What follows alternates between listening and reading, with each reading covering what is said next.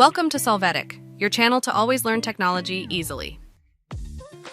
Below in the description, you will find useful links we used in this video.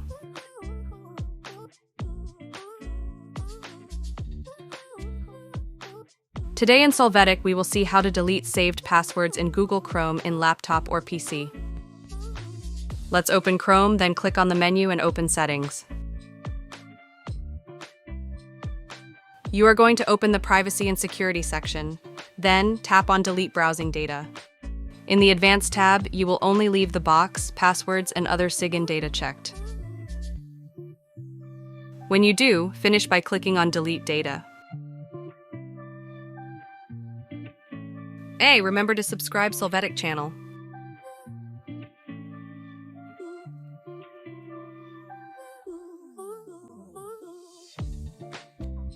We hope it has been helpful for you. Here are links to watch more videos of your interest and subscribe to the Solvetic channel. Thank you.